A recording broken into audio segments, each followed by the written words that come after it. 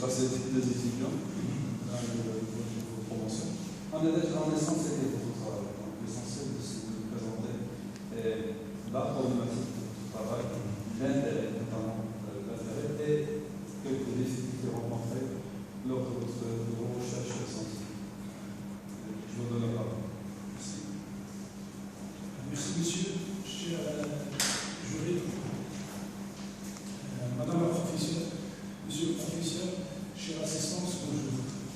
J'ai le plaisir de vous présenter dans le cadre du cursus Master d'études internationales et diplomatiques ce mémoire qui vient pour couronner 2 ans de formation dans le cadre de Master d'études internationales et diplomatiques. La problématique du travail abordée et l'impact du statut avancé sur les relations marocaines. Pour ce faire, et pour une remise en contexte des relations marocaines, quelques citations s'avèrent utiles en guise de mise en contexte. Le Maroc est un arbre dont les racines sont africaines et les branches sont tournées vers l'Europe.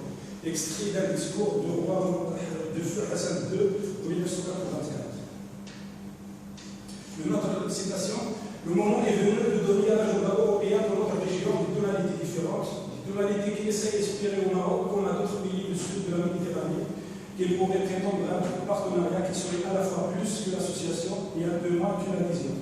Extrait du discours royal du roi Mohamed VI en visite à Paris le 20 mars 2000.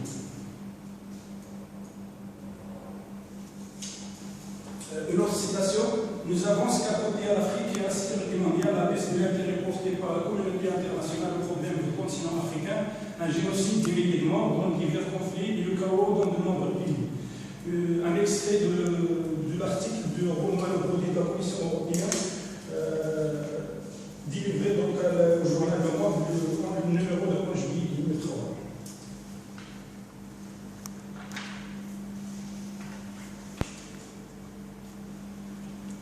En guise d'introduction, comme vous savez, les relations marocaines ne datent pas d'aujourd'hui. Il s'agit de longue histoire, d'une cumulation historique.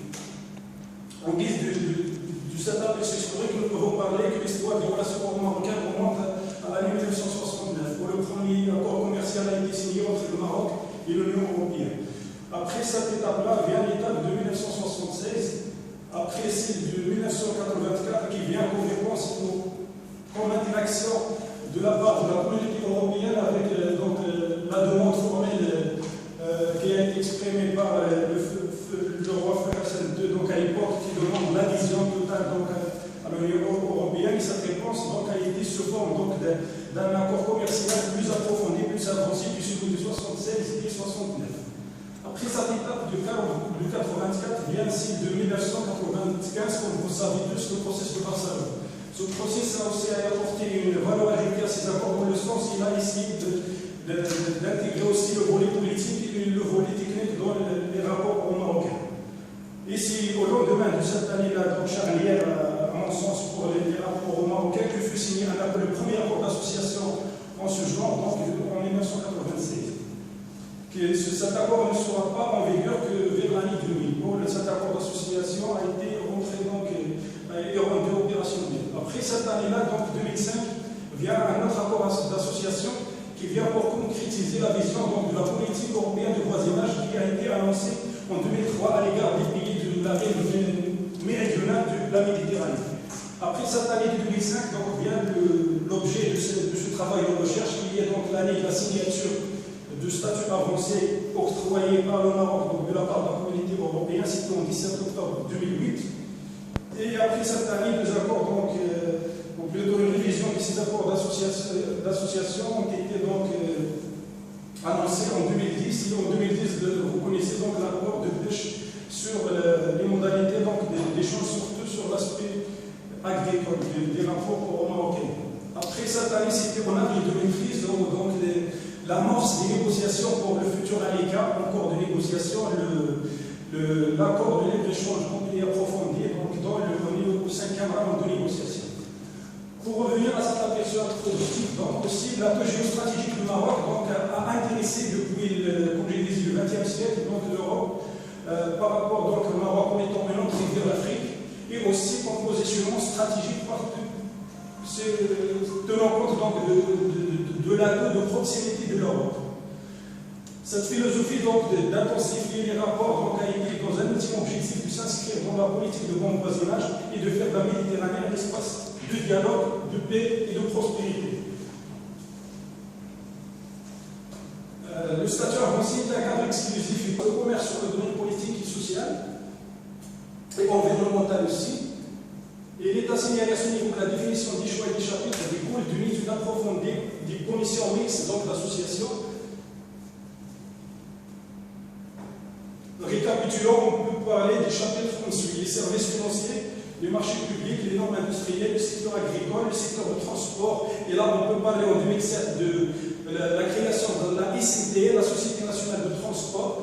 On peut parler aussi donc, des projets structurants, notamment Tramway là-bas et Casablanca, qui a été fait sur vraiment l'appui technique et financier des Européens. On peut parler du projet des autoroutes, on peut parler de Tanger-Med, qui a été aussi par l'appui effectif des Européens, et institutionnel avec la création du CNDH, la création du Conseil de concurrence, comme il a été évoqué tout à l'heure, la création de l'instance de la lutte contre la corruption ICNPC et la création aussi de Conseil économique et social.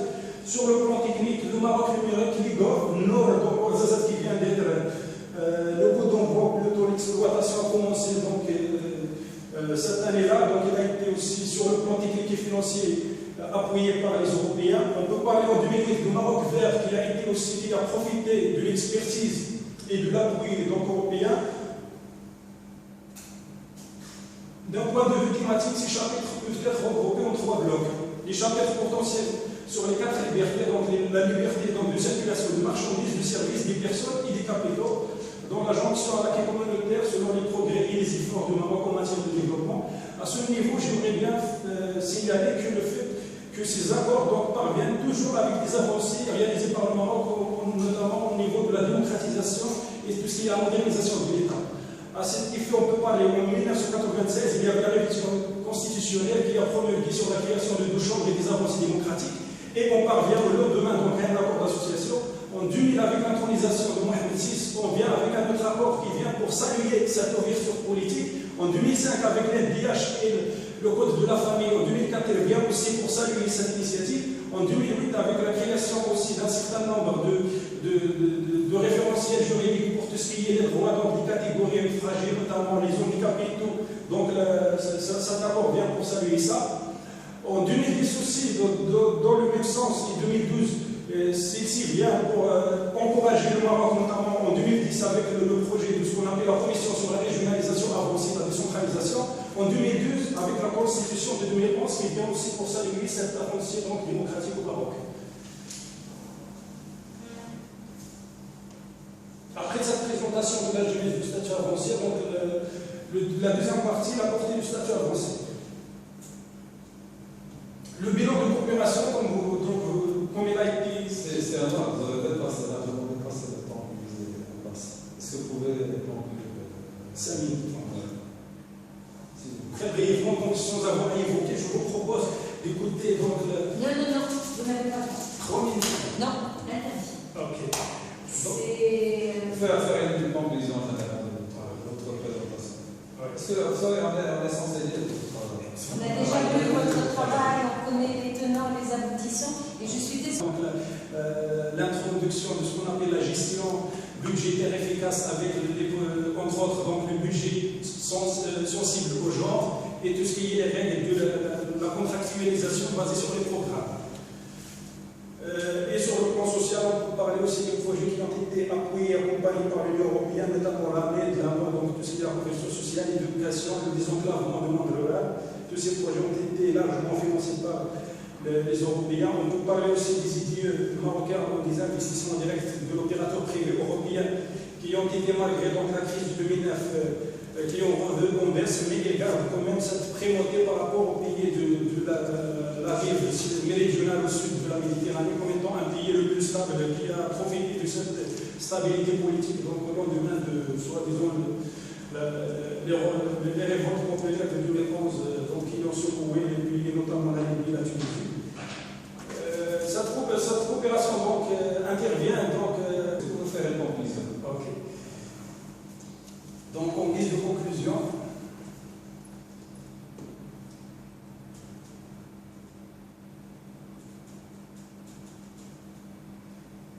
Nous pouvons dire que le statut avancé peut atteindre des résultats probants à plusieurs niveaux. Récapitulons, lui, dans l'ancrage du Maroc dans son environnement méditerranéen, l'alignement de son économie avec les normes de commerce international, l'amélioration du climat des affaires au Maroc grâce au mécanisme de convergence réglementaire. Toutefois, le caractère restrictif de ce cadre de partenariat, surtout pour des secteurs vétos pour le Maroc, rend l'envergure des résultats par rapport au réel potentiel du Maroc, surtout au niveau du site agricole notamment, très limité. Ce cadre qui a profité en premier lieu aux pays de l'Union européenne, compte tenu donc de l'intégration et du niveau avancé de leur tissu économique et de gouvernance. Donc voilà, donc, le fait qu'il est inégal, plus ou moins injuste par rapport donc, aux deux parties, ce fait-là mérite de la part de négociateurs marocains une relecture posée en vue de capitaliser les acquis qu'on peut pallier, comme j'ai dit, j'ai parlé de désenclavement, j'ai parlé des projets structurants qui ont été engagés par le Maroc et qui ont été accompagnés, et afin aussi de corriger les carences, notamment sur l'aspect agricole et les aspects qui ne permettent pas à l'entreprise marocaine d'être compétitive à l'égard des Européens, et ce au niveau des prochains accords avec l'Union européenne, donc probablement donc, l'année 15 serait donc une nouvelle génération, plutôt un statut avancé revisité ou un statut avancé de notre forme. Merci pour votre attention. Merci, Selma, pour cette présentation complète.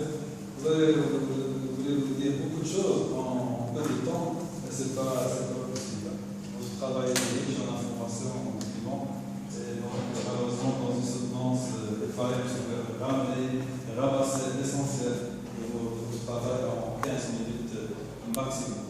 Donc, sans transition, je donne la parole à mon collègue Reda. Oui, alors, je vais être rapide comme pour vos camarades. Vous aurez dû, le temps fait que vous n'avez pas assisté avec les premières remarques. Rapidement, remarques de fond, de forme, remarques de fond. Remarque de forme, vous avez respecté votre forme, votre travail en deux parties, équilibré, un plan qui se tient, une bibliographie, j'aime votre bibliographie, elle est bien donnée, elle est complète. Par contre, j'ai juste une... Je vais vous la renvoyer sur votre deuxième partie. Votre deuxième partie qui se tient, l'intitulé. Simplement, je suis désolée, c'est un bilan, mais on est dans les bisounours. Tout est beau, tout est magnifique. Le Maroc a gagné. Non, il n'a rien gagné du tout. Je suis désolée. Il nous fallait... Pour le professeur le travail élaboré par Sylvain Marzot démontre un sérieux incontestable. L'étudiant, donc, sur le plan formel, à respecter les normes académiques et pédagogiques requises. C'est un travail de partie bilatérale, de partie en deux parties, deux chapitres, deux sections. Une problématique bien énoncée dès l'introduction.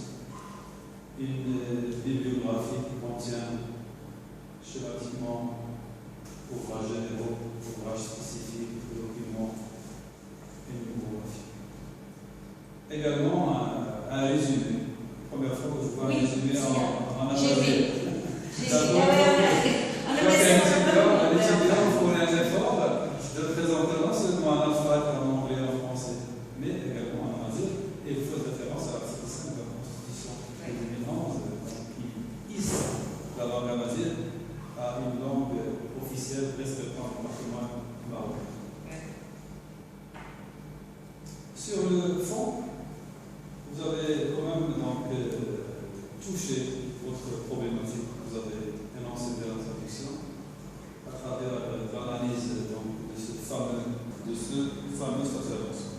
Ça d'une part. D'autre part, il fallait placer le statut avancé, et je l'ai dit tout à l'heure à votre camarade, dans le contexte global de la coopération entre le Maroc et l'Union européenne. Qu'est-ce que c'est le statut avancé? On a dit que ce n'est pas un accord. C'est quoi?